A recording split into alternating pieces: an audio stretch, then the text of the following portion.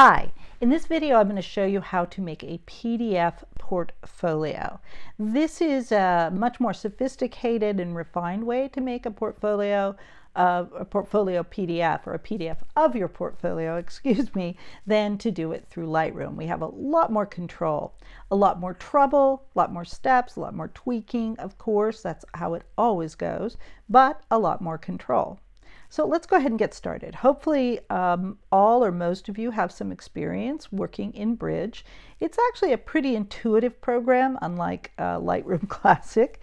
So you don't have to import your files in. You can simply navigate to the folder that you want to work with.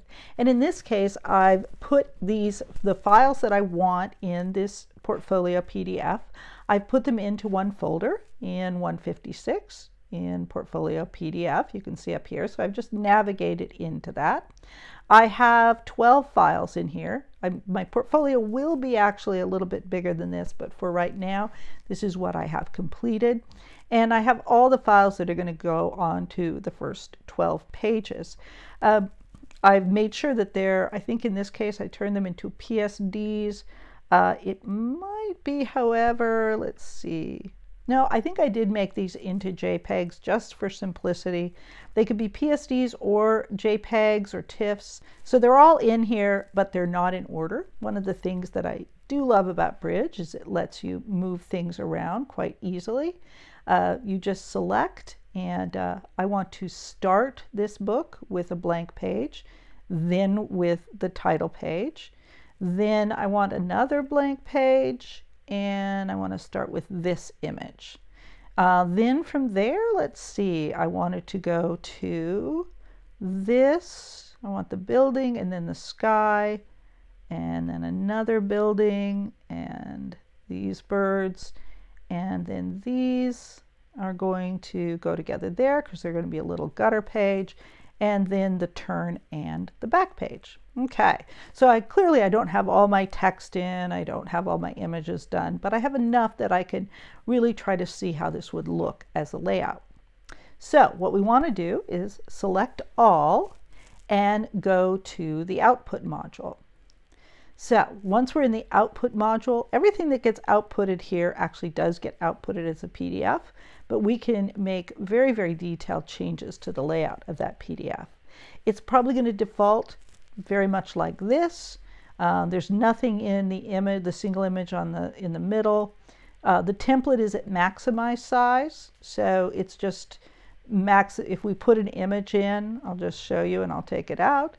If we put these images in, oops, actually let's remove that and deselect. We just want to put one image in. Okay. There we go, reset. I just want to put one image in just so you can see. So at this point, this image is going to go in, but it's going to have all this blank space, just one at a time. It's definitely not what we want. So let's actually begin to experiment. There's lots that we can do in here. So I'm going to go into document. I'm not going to do too much in document yet, although I do want to go ahead and change this to inches just because that's the way I think. And change this to landscape. Okay, that's better to get started. But we still only have one image per page. Now, I am going to tweak this size, but I'm not going to do it yet. I'm going to actually come down to the next section, which is grid and margins, and do my layout of the pairs. Okay, so to get started, I want to change the basic page layout so we can see two at a time. So I'm going to go down here to grid layout, and instead of having one column, one row, I'm going to give it 2 columns. And what it's going to do, come on now, there we go. What it's going to do is it's going to split that page in half so that we actually have space for 2 images. So if I go here and I throw these in, and we have to backtrack to the first page, you can see that it's very nice because they're all in the order, they're on their pages, facing each other, and that's awesome.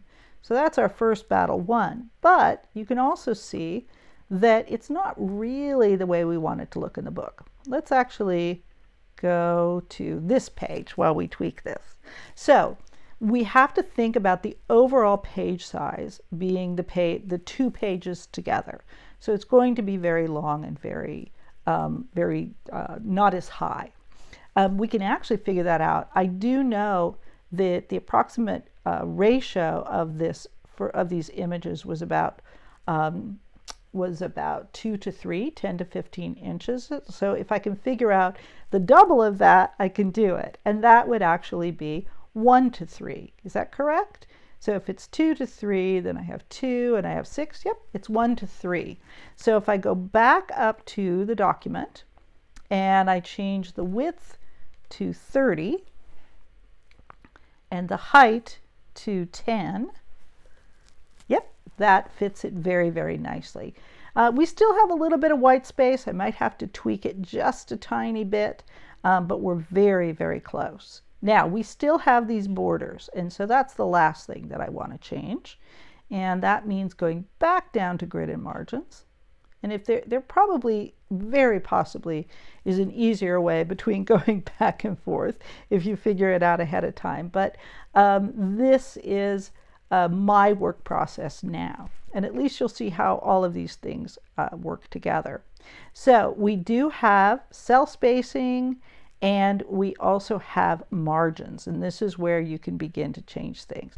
The cell size is not quite as useful.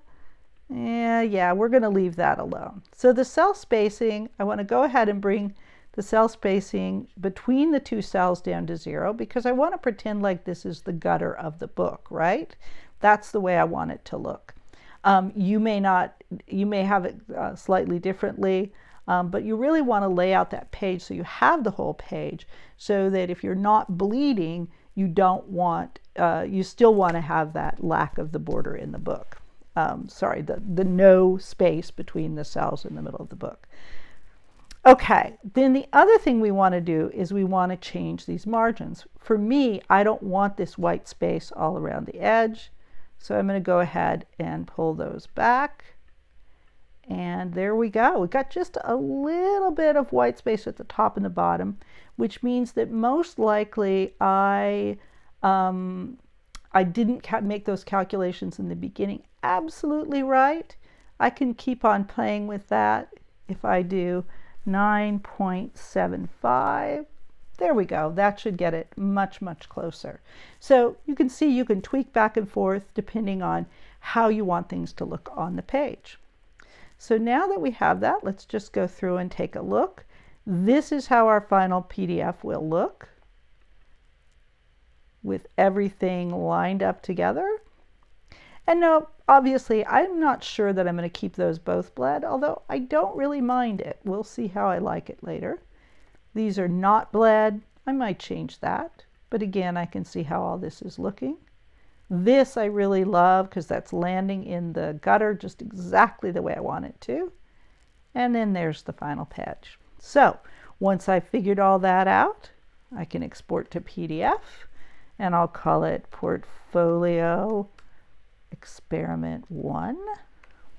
Whoops, 1. And I'm going to save it onto the desktop. We'll generate that PDF.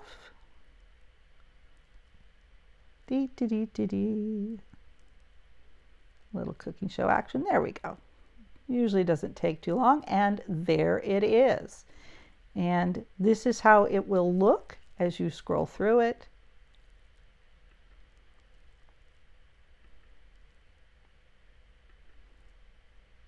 Very nice with that, because we don't get that at all. And there you go. Now you could you could actually keep that cell spacing if you wanted to keep that separation. You could experiment with laying things out in a different way, but this will give you the order of the pages exactly the way you put them together, like that. Okay, look forward to seeing what you do next week.